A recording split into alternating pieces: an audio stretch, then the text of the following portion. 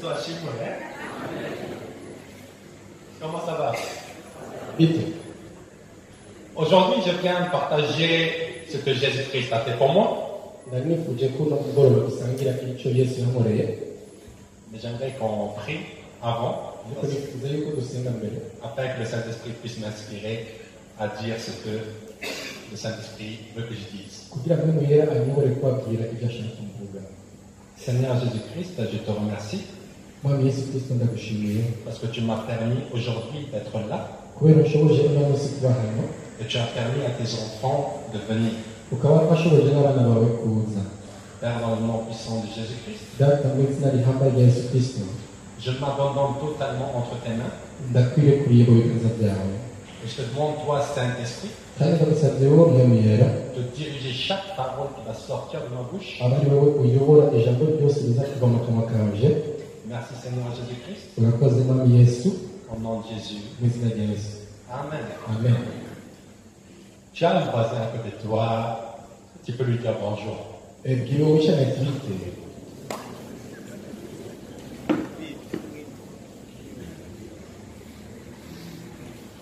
que je peux avoir un pianiste?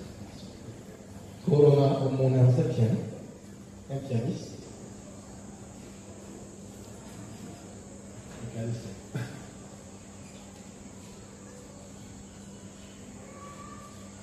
Parce que la musique ramène aussi l'onction. Et j'aime prêcher avec l'onction.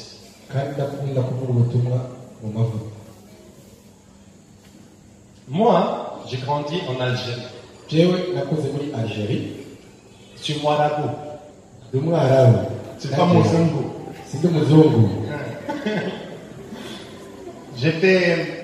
Je suis né en Algérie, années 90.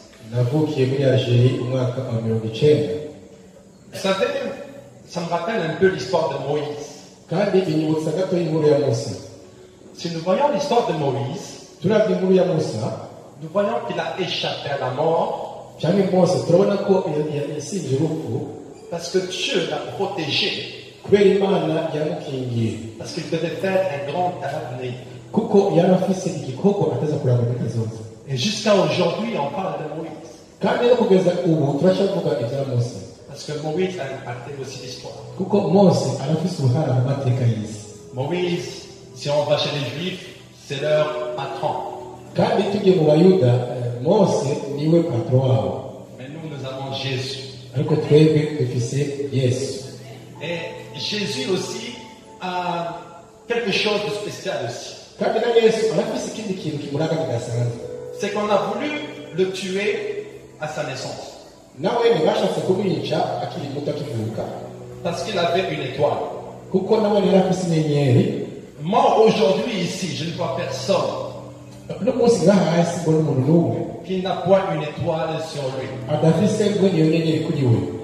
Parce que si tu es là, tu as une étoile. Et cette étoile doit briller.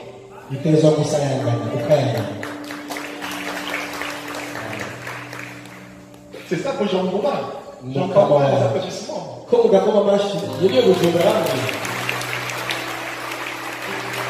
On m'a dit pour Jean-Bourg, là-bas, ils sont chauds. J'ai dit, ok, on va voir cela. Est-ce que vous pouvez applaudir plus fort, s'il vous plaît?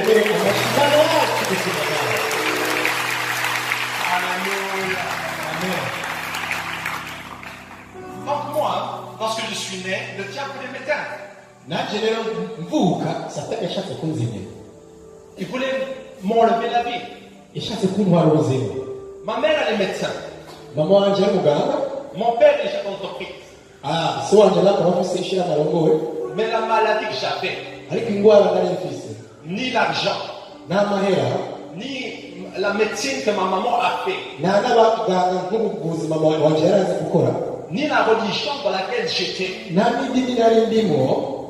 pouvait rien faire pour moi. Mais on a déclaré la mort sur moi. Ma maman me disait, tu vas mourir. Parce que cette maladie-là est mortelle. Et moi, je ne peux rien faire pour toi.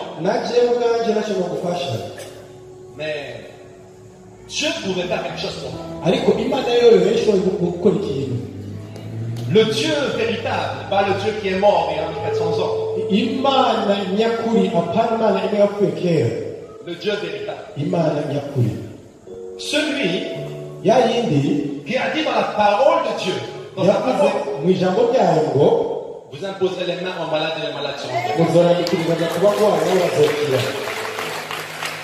Je dis que moi j'étais musulman. Mais lorsqu'on a imposé les mains sur moi, j'ai guéri.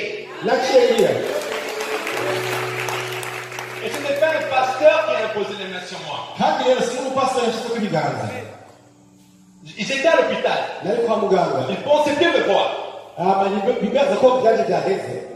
Mais Dieu leur a donné une inspiration. Posez la main sur cet enfant. Tous un gars. Prions. Et j'ai guéri miraculeusement.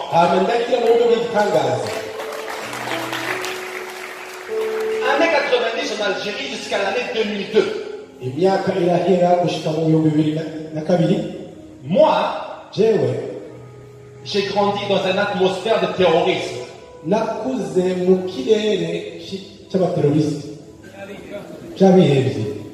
Les gens venaient tuer des gens au nom d'Allah. Ils tuaient des villages entiers. Il y avait des soirs où il y avait 500 personnes de tuées. Des femmes violées. Des gens égorgés. Devant leurs enfants. Sur la route. Les gens se déguisaient en militaires et tiraient sur les voitures qui approchent. Je dis cela parce que après la maladie que j'ai eue avec la malformation cardiaque,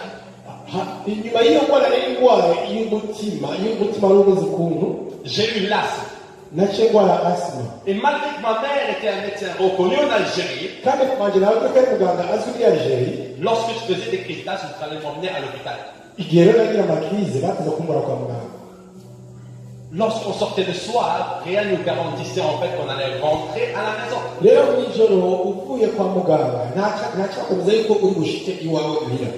Mais Imana, Dieu, Nzambe, Mungu m'attendait à un moment donné.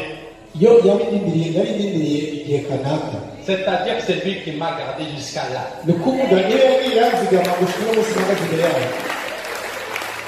Et qui vous a gardé jusqu'à là pour entendre le témoignage.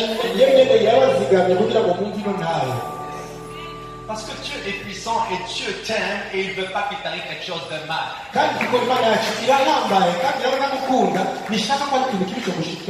Je dis sur toi que la mort n'a aucun pouvoir sur toi tant que tu n'as pas réalisé ta mission.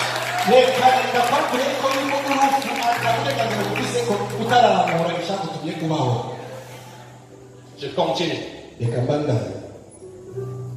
Je suis arrivé en France en fait en l'année 2002. En année 2002, je n'avais plus l'amour de mon père et de ma mère. Et même en Algérie, en fait, je n'avais pas cet amour parce qu'ils étaient tellement occupés.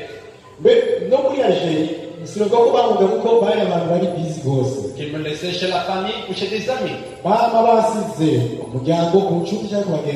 Quand je suis venu en France, c'était pire parce que mon père en fait restait en Algérie 2 mois. Il revenait 2 mois.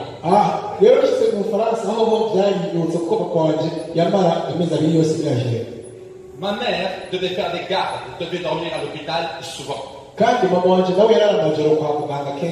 Parce qu'en France, lorsque tu dors à l'hôpital, lorsque tu travailles la nuit, tu gagnes plus d'argent.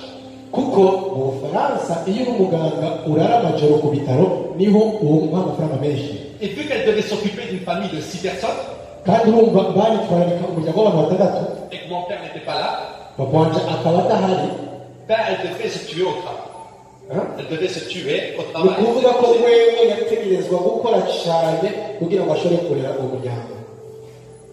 Donc, il y a eu quelque chose qui est le manque d'amour, le manque de prendre soin de moi. Et quand une personne n'a pas l'amour, elle fait quoi? Elle cherche l'amour. Mais moi, je vais chercher de la mauvaise façon. Au début, je partais avec des amis en train de jouer du football. Après, j'ai dit, mais ces gens-là aussi fument, pourquoi je ne fume pas? Mais ces personnes-là boivent, pourquoi je ne bois pas? Et donc, je suis rentré dans un gang. J'ai dit, mais maintenant, j'ai une réputation à tenir. Je dois faire grimper ma réputation. Donc j'étais dans les bagarres. J'étais dans l'alcool. J'étais dans la drogue. Tout ça parce que je voulais garder ma réputation. Le diable est méchant. Et lorsque tu n'as pas Dieu, tu es avec quelqu'un. Parce que le diable va profiter des gens qui n'ont point de Dieu. Qui n'ont point de Dieu. Pour bien les détruire. Le diable ne t'aime pas. Mais Jésus-Christ t'aime.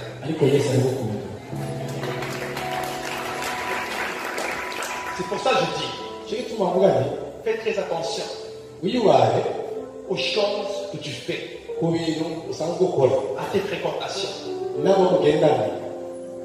Ne te trompe pas. Tu es une lumière. Mais si tu t'entoures de gens qui sont sales, tu vas devenir aussi sale, ta lumière va s'éteindre.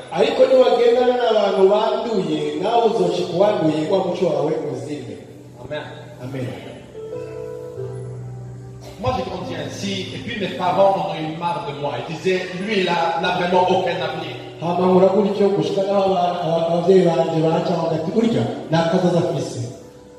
Vraiment, il ne respecte rien dans le Coran. Il va faire des fréquentations bizarres. La police nous appelle. On est convoqué de ça et là. Vraiment, il faut le virer de la maison. Donc on m'a viré de la maison. En 2010, je me suis retrouvé à la rue. Mais en France, lorsque tu te retrouves à la rue, en fait, tu as des associations qui t'aident. Tu ne vas pas te retrouver dans la rue vraiment.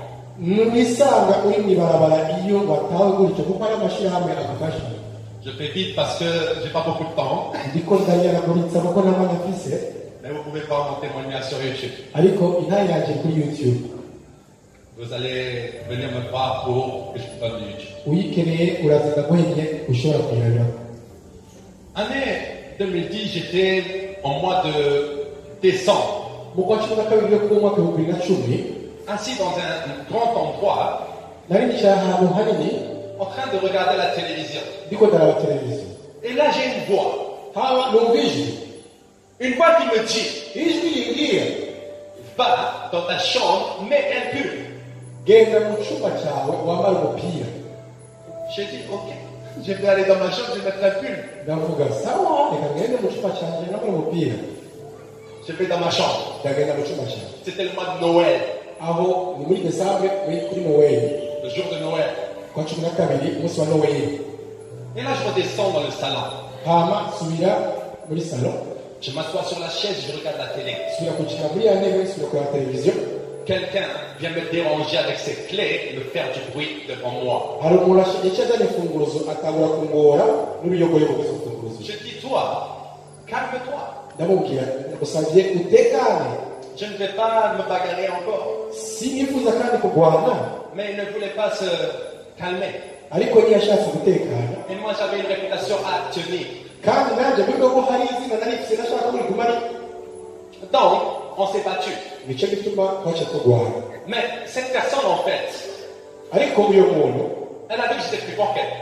yari azi ko kandi yarabona ko nabasumba ingufu J'ai oublié de vous dire quelque chose aricyo rero ndakubabwira qui va impacter ce que je vais dire maintenant. gifite isabisho ijambo nyine La langue que tu as, ubwo rurimi ufise elle a le pouvoir de vie sur toi rurafise ububasha bw'ubuzima kuri wewe et le pouvoir de mort. ariko kandi n'ububasha bw'urupfu C'est-à-dire que tu peux tuer quelqu'un par la langue. bisaba ko ushobora kwica umuntu ukoresheje akarimi. Moi, j'ai tué mon grand-père par la langue. jewe narishe sokuru wanjye ukoresheje akarimi. Je vais vous dire pourquoi.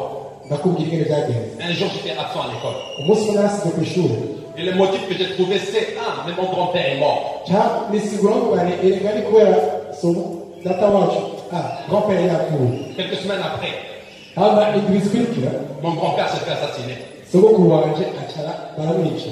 Son ex-femme, qui n'est pas ma grand-mère, umugore we atari nyokuru wacu a organisé son assassinat. bari baravanye niwe rero yateguye iyicwa ryiwe. Maintenant, je vais continuer le témoignage, vous allez comprendre. reka rero bandanye inama zo gutahura. Cette personne-là a sorti un couteau contre moi. uyu muntu rero tuba turarwana asohora imbugita. On m'a toujours dit que je ressemble à mon grand-père. bari bamye bambwira kuva kera ko jewe sa na sokuru wanje. Et je me suis dit, je vais mourir à cet instant-là. icyo gihe nyine nigira nti karabaye ntapfe. Parce que je n'ai jamais eu de couteau ouvert contre moi. kuko nta munsi nawe ngabone imbugita bayinumbereza. C'est la seule fois de ma vie où j'ai un couteau ouvert contre moi. ni ryari rya mbere mbonye imbugita bayindoresheje ko. La personne voulait me tuer. wa muntu rero yashaka kunyica. Elle m'a mis des coups ici, mais j'ai esquivé. aragerageza kuyinkubita ngaha mugabo ndakwega. Elle m'a mis des coups vers le thorax. Elle a pu m'en protéger et j'ai esquivé aussi ça. aranzibura mu mbavu ariko imana yaranzigamira kibabaye. Et puis j'ai eu une blessure de 10 cm à la cuisse gauche. hama rero ku kuguru kw'ibubamfu hariho ndagira inguma ya isametero 10. 10 cm de profondeur, c'est-à-dire que ça m'a presque tout arraché les muscles. uruguma rwa santimetero 10 bivuga ko amabiswi yose bari bayatabaguye.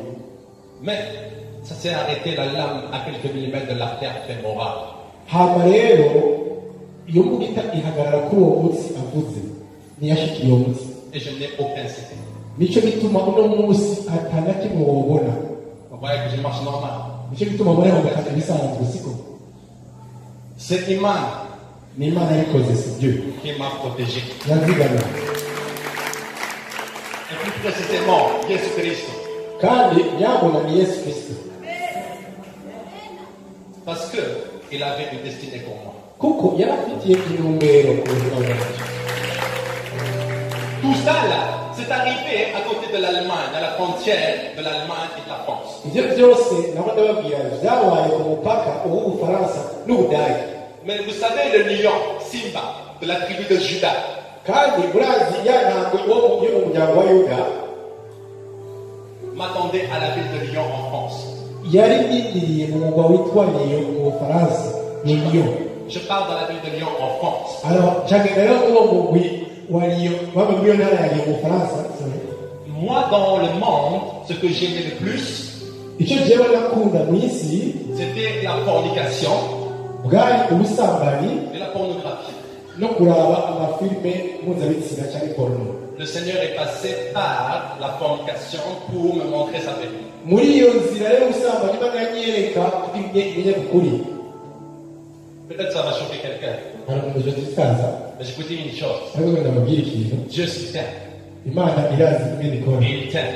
kandi iragukunda. Il va passer même par le péché pour te toucher. no gucaha byoca kugira ngo ikuroge.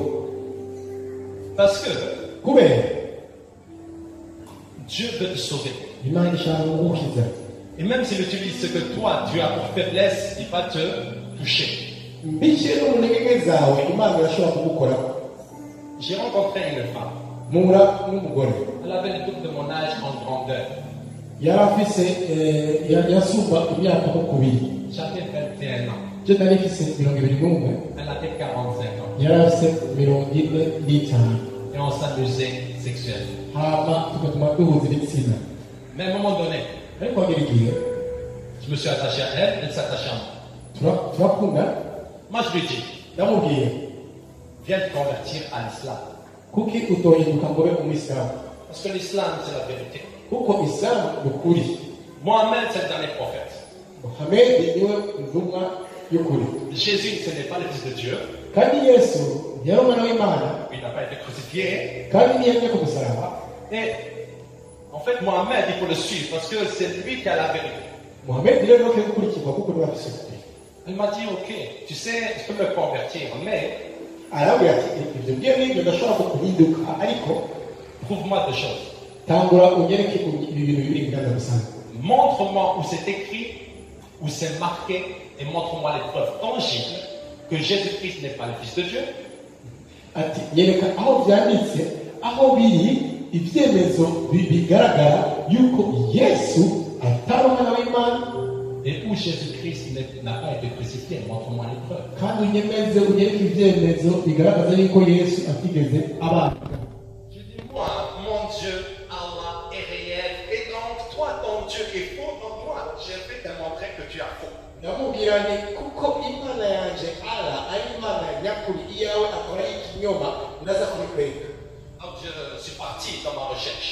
cyabya rero ubushakashatsi Mais Dieu a prévu quelque chose. ariko imana yari ibifitiye umugambi. Année 2012, mu bihumbi bibiri na cumi na kabiri ville de Toulouse. mu gisagara cya Toulouse Il y a quelqu'un qui s'est levé, qui a tué les gens au nom d'Allah. hariho umuntu yaje yadukiza mu izina rya Allah arica abantu. Et il avait tué des juifs icyo gihe yishe abayuda et des militaires français. hamwe n'abasirikare b'abafaransa. Et moi je me suis posé la question, ah mais pourquoi? nanjye birazazanira ati none kuki Il n'y a que dans l'islam en fait que les gens tuent au nom d'Allah. ni muri isilamu honyine tubona abantu bica mu izina rya Allah. Mais dans le christianisme, il n'y a pas ça, ça n'existe pas. ariko mu bakristo nibyo ntabwo ntabwo twumva. Dans le judaïsme, ça n'existe pas. no mu bayuda mu dini bw'abayuda ibyo ntibibaho.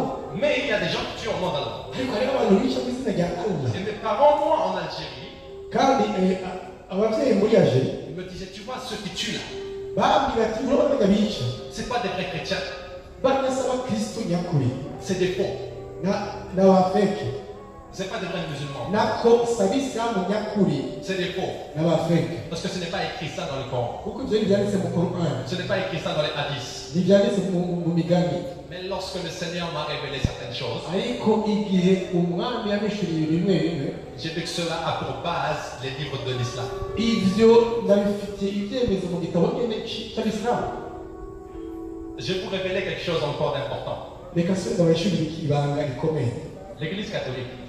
ishengero ry'abakatolika Qui connaît ici l'église catholique? ni bande baba bazi ishengero ry'abakatolika? Seulement. abo bonyine abazi ishengero ry'abakatolika.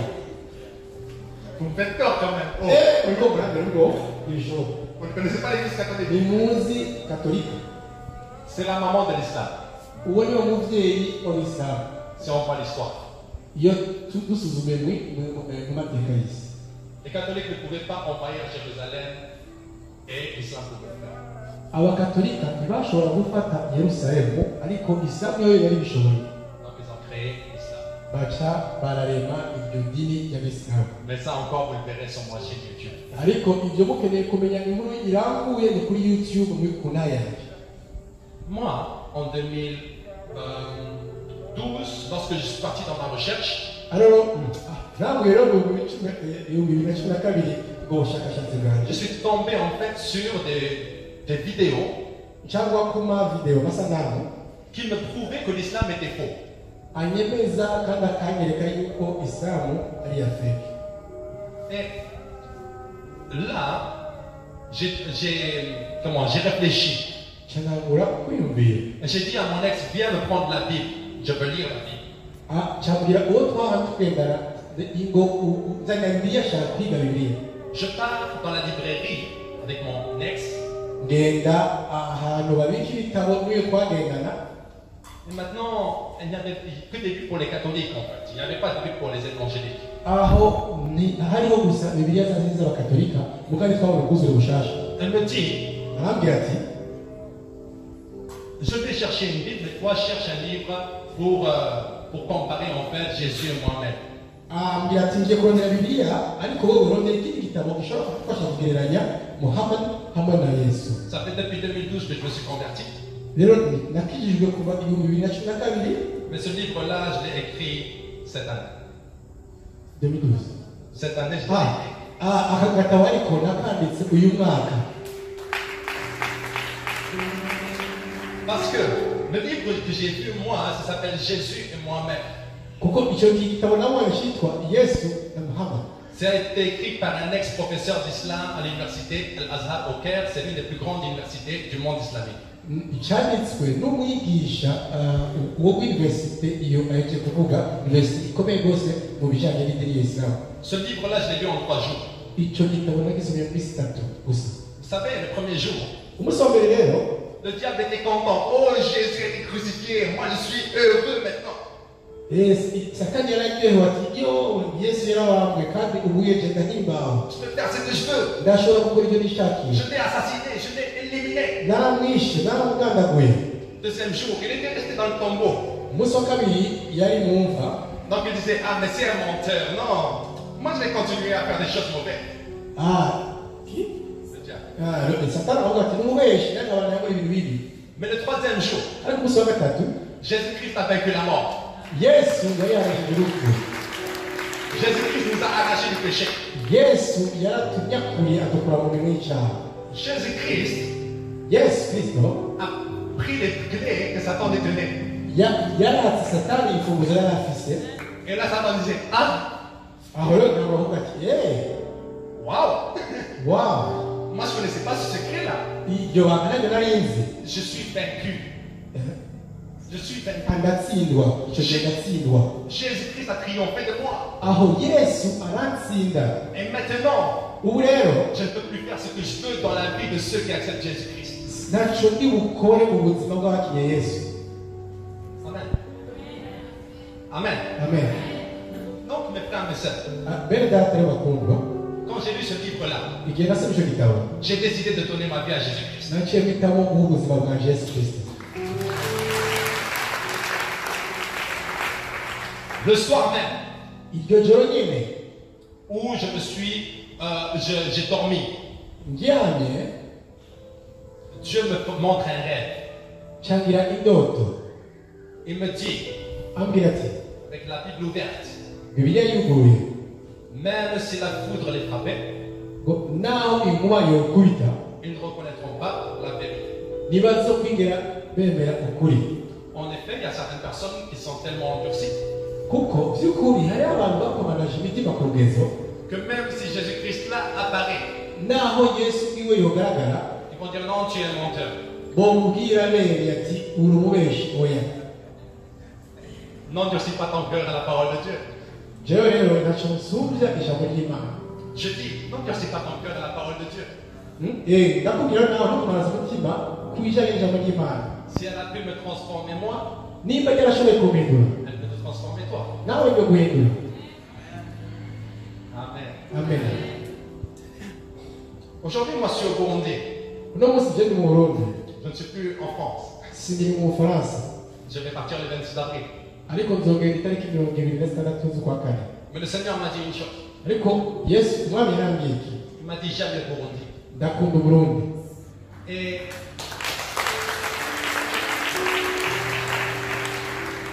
je veux réveiller kandi nzogaruka le Burundi. Hein? Le Burundi. Je veux réveiller le Burundi. ndashaka gukangura kandi Burundi. Si vous voyez bien, muraje neza, en octobre, il y a eu quelqu'un qui est un de mes mentors, il s'appelle Pasteur Marcelo Donazzi, hari umupasitori umwe mu bayobozi be yitwa Runatsi. qui est venu ici prêcher. Pasiteri Runatsi yaje ngaha kwigisha ukwezi kw'icumi. Si on voit bien, il y a eu Dax Nix qui est venu aussi prêcher ici. hari n'ubundi yivuko nawe nigeze kuza kwigisha ngaha. Si on voit bien, il y a quelques semaines de cela, il y avait un grand prédicateur aussi qui vient d'Ouganda, qui a venu prêcher. nimba wibuka neza kandi hari n'undi muvugabutumwa ahambaye ajya no mu Uganda. Tout ça, c'est le signe en fait d'un réveil. ibyo byose ni ibimenyetso by'ikangura. Il faut que chaque personne ici au Burundi byari ngombwa ko umuntu wese ngaha mu Burundi prenne en considération une chose. ko yokwiyumvira ikintu. Si je suis la lumière vraiment du monde, nimba by'ukuri n'umuco w'isi, il faut arrêter de me cacher sous les draps. nari nkwiye kureka kwitegeza munsi y'amashuka mais il faut partir éclairer sur les montagnes. ariko ngasohoka nkagenda nkayangana ku misozi. Je veux dire qu'il faut partir évangéliser. ndavuga nti dukwiye kugenda kuvuga ubutumwa Parce que tant qu'une personne n'évangélise pas kuko hatari umuntu avuze ubutumwa dans un pays, mu gihugu runaka, il y aura plusieurs fausses religions qui vont naître. hazoza amadini menshi y'ibyaduka. Mais lorsqu'une personne en fait va évangéliser, ariko iyo hari umuntu ahagurutse akavuga ubutumwa, je dis que ndavuga nti le Burundi, uburundi si chaque personne ici se lève, yaba uwuri ngaho wese yohaguruka sera une référence dans l'Afrique. uyo cyangwa uburundi buzocika akarorero muri afurika. Amen. amen. Qui veut se lever pour l'évangélisation? ninde ashaka guhaguruka ku butumwa bwiza? Il ne faut pas avoir peur. ntimugatinye, Jamais peur. ntimugatinye namba. Moi, si j'aurais peur, je ne serais pas là. kuko iyo naratinye sinakora n'ingamba munsi. Mais lorsque tu as peur, en fait, l'ennemi te tient captif. kuko iyo utinye satani aca kwifatira cy'umuja wiwe. Ici, j'ai un tract qui s'appelle Toi aussi, je suis Christin. hari agapapuro ufise hano kavuga ngo nawewe yesu kristo aragukunda. Une simple feuille comme ça peut changer les vies. aka gapapuro gasanzwe gutya gashobora guhindura ubuzima bw'umuntu. Je continue ou j'arrête? banayicaye Vous êtes sûr, hein? Année 2012, ibihumbi bibiri na cumi na kabiri on m'a refusé le baptême. baranyangira kubatizwa Je suis retombé dans le monde. cyangwa isubira inyuma mu isi Parce que j'avais tellement de zèle. kuko nari ndabishoboye. Mais cette église, en fait, qui m'a refusé le baptême, elle m'a enlevé ce zèle. haba umugabo iryo shengero nyuma riramfasha kuva muri ibyo De 2012 à 2007, kuva 2012 ibihumbi bibiri na cumi na kabiri ibihumbi bibiri na cumi na gatandatu j'étais dans la fornication. nari nisubiriye mu busambanyi, J'étais dans une impudicité. nari mu bushakanyi, Toutes ces choses. bya bintu byose bibi. Année 2016, novembre 2016, mu kwa cumi na rimwe ibihumbi bibiri na cumi na gatandatu on songe. mu nzozi Je vois l'enlèvement. ndabona ukutwarwa kw'ishengero. Et moi, naje je n'étais pas prêt. sinari niteguye, Je pleurais. haba nari mu marira. Mais le Seigneur, lorsque tu te repens, ariko umwami mu gihe wihannye il te touche. aragukoraga, Mais il ne m'a pas touché n'importe comment. ariko ntiyakoze ko mu buryo ubwo aribwo bwose. Moi, j'avais une vidéo qui faisait 10 000 vues. nari mfise videwo yarabwe n'abantu barenga ibihumbi icumi, Mais j'étais dans la fornication. ariko nari mu byaha, J'étais dans l'impudicité. nari mu bushakanyi Mais elle n'ubusambanyi, faisait 10 000 vues. ariko nari mfise videwo yarabwe n'abantu ibihumbi icumi. Il y a un pasteur qui était en Belgique. hari umupasitori uri mu Bubiligi, Ce pasteur-là umupasitori voit la vidéo. abonye iyo videwo, Et il s'est mis à prier. Il a dit, Seigneur, tu vois la personne là qui est là. Je veux l'avoir à côté de moi. hama arasenga akamasanga ati mana urabona muri iyo videwo ndashaka kubona amavu y'amande yanjye. Il était en jeûne pendant 5 mois, priant pendant 5 mois. yamaze amezi atanu asenga. Il dit, je veux le voir à côté de moi. Je veux qu'il m'aide dans le ministère. Mais moi, je suis dans la fornication, je l'ai perdu. uwo rero natazi ko njyewe natakaye mu bushakanyi no mu busambanyi, avuga ati uyu muntu ndashaka ambe hafi dukorane kuba by'Imana. Le Seigneur fait une circonstance. Imana rero iragira ukuntu Je vois sur Facebook évangélisation dans la ville de Liège. C'est une ville en Belgique. mbona igikorwa cy'ivugabutumwa muri Liège aho nari mu Bubiligi. Moi, je ne connais ni Liège, ni la Belgique. Je suis parti. ryari itangazo ryo kuri Facebook, je na Belgique nari nzi na Liège mugabo ndagenda. C'était au mois de décembre. aho hari mu kwezi kwa cumi na kabiri. Au mois de décembre, en Belgique, il fait très très froid. Je peux même pas avoir des moins de 20 degrés. ariko rero mu kwa cumi na kabiri aho mu Bubiligi haba akanye rwose naje no munsi ya cumi na kabiri. J'informe le groupe d'évangélisation. Je dis, je vais arriver à 1h du matin. hama ndabwira wa mugwi w'ivugabutumwa nti ndaza gushika isaha imwe Il faut que, z'ijoro, il faut- saa saba z'ijoro. il faut que quelqu'un m'attende. hageza kuba wewe umuntu aza kuntegera. Et j'arrive là. Avec le plus j'ai fait, c'est pas plus de 10 heures de trajet. hama rero ndagera hiyo maze mu rugendo rw'amasaha 10. J'arrive à 1h du matin. ndashika hariya saa saba z'ijoro. La personne qui devait m'attendre dormait. wa muntu yabwirizwa kuza kuntegera yiryamiye. Ce qui veut dire que j'ai dormi dehors à un grand froid. hama bisobanura ko ushitse hiyo naryamye hanze muri ya mbeho. 4h du matin. gushika saa kumi zo mu gatondo. Le Seigneur me dit, appelle un taxi. mama arabwira ati hamagara taxi. Pour moi, j'avais pas de compte, mon compte était vide. aho rero nta mafaranga nari mfise, yari zero. Mais j'appelle le taxi, le compte fonctionne. hama ndahamagara taxi nkoresheje konti irakora. Je fais l'évangélisation, je repars en France, je reviens quelques semaines après pour un mariage. hama ndagenda muri iki gikorwa cy'ivugabutumwa ndasubira mu Bufaransa, nyuma ndasubira mu Bubiligi habaye ubugeni. La personne qui devait s'occuper de moi pour le mariage, etc., me dit aujourd'hui tu ne peux pas dormir chez moi parce que je me marie. wa muntu rero abwirizwa kundaza arambwira ati nawe umeze uko ntushobora kuza kwakira murari wanje kuko ni umunsi wa mariage yanjye. Mais tu vas dormir chez un serviteur de Dieu. ariko uzagenda kurara umukozi w'Imana. Je vais chez ce serviteur de Dieu et vous savez c'était qui? hama rashakaga ko umukozi w'Imana ndabafunze yari inde? La personne qui avait prié pour moi 5 mois. wa wundi yasengera amezi atanu yose. Jeûné pour moi 5 mois. akisonzesha amezi atanu. Les plans de Dieu. umugambi w'Imana. Et moi, je regarde comme ça, il me dit, je te connais. atavuga ati ndakuzi. J'ai dit, c'est la première fois que je vais en Belgique, comment tu me connais? ndavuga ni jeni yameje mu buri gihugu gute. Après, il me dit, t'as jeûné, j'ai jeûné pour toi, j'ai prié 5 mois, homme de Dieu. aravuga ati umuntu w'Imana aragusengera amezi atanu nisonzesheje. J'ai dit, mais lui, il a un problème. ndavuga nti ubu urasi ikibazo. Lui, il a jeûné pour moi 5 mois, il a prié pour moi 5 mois. yarasenga yisonzesha amezi atanu. Mais il m'appelle homme de Dieu, moi j'étais dans la fornication. akanyita muntu w'Imana cyangwa umukozi w'Imana kandi yari gusambana. J'ai appris une chose. ariko cyane ikigiriro Dieu ne te voit pas dans ton péché aujourd'hui. uno munsi Imana ntikurabira mu maso y'icyaha urimo, Mais Dieu connaît déjà ta fin. ariko Imana iraza amaherezo yawe.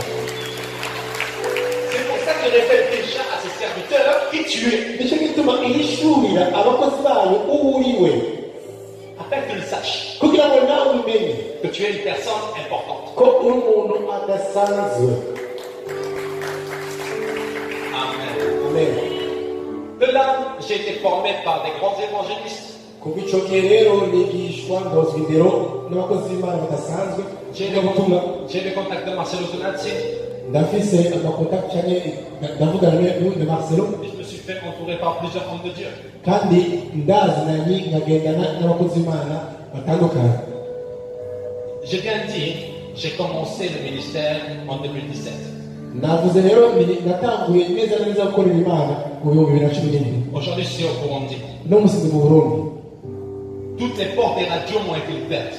imiryango yose y'amaradiyo yose ngaha yaranyuguruye. J'ai partagé le témoignage dans toutes les radios du pays. jewe intara yanje narashikirije ku maradiyo yose yo mu gihugu. Je ne suis pas là pendant 10 ans. sindi hano imyaka 10, Ça fait 1 mois que je suis là. ndi hano gusa haciye ukwezi, Mais les fruits sont là. ariko ibyarwa n'icyo gikorwa byamaze kugaragara. La télévision m'a ouvert ses portes. mbere na televiziyo yaranyugurira imiryango. Il y a certaines personnes qui sont là depuis 20 ans, jamais ils ont eu ça. hariho abantu bamaze imyaka 20 ariko ibyo batarabikora. Mais lorsque Dieu est avec toi, Dieu t'ouvre les portes. ariko Imana iri kumwe nawe irugurura imiryango.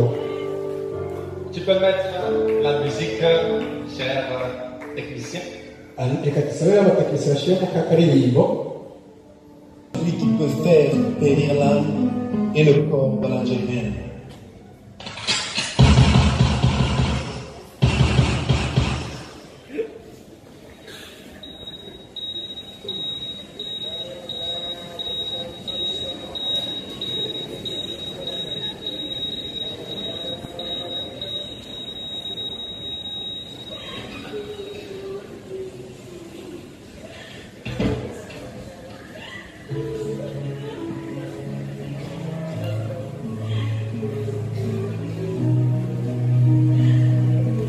Ma chérie, mes enfants, ma famille, ne pleurez pas. Je ne suis pas mort, je dors maintenant dans le repos éternel. Car celui qui croit pour ça que le chemin est droit. obtient la vie éternelle. Parce que tu as permis, Seigneur, cette rencontre. kuko dushoboje guhura uno munsi. Papa, tu as fait un rendez-vous aujourd'hui Data wari dufite gahunda uno munsi avec une personne ici. hamwe n'umuntu hano. Père, tu montres ton amour en la rendant ici. Data uratwereka urukundo rwawe hano.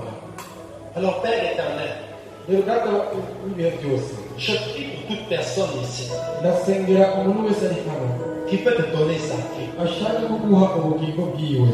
Père, peut-être qu'il y a des personnes ici qui ont trébuché, Data hariho abantu ko muri batsitaye qui ne t'ont plus servi correctement. batakigukorera nk'uko byategerezwa. Mais je prie, Père, ariko ndasenga data que ta miséricorde, Père, vienne sur eux. ngo imbabazi zawe zibazeko, Et que, Père, soit avec un cœur pur devant toi maintenant.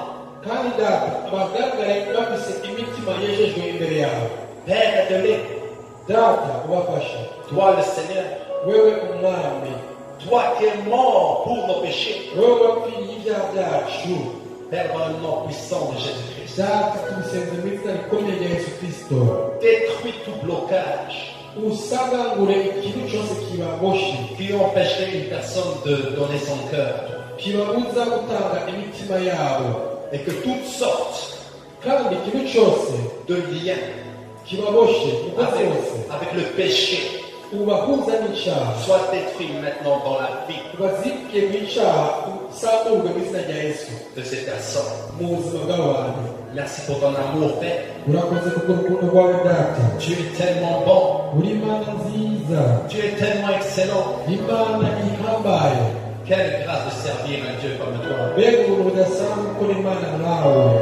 Père, dans le nom de Jésus, Data mu izina rya Yesu merci pour tout ce que tu fais. urakoze kubyo ukora byose, Au nom de Jésus-Christ. mu izina rya Yesu Kristo. Amen. Amen.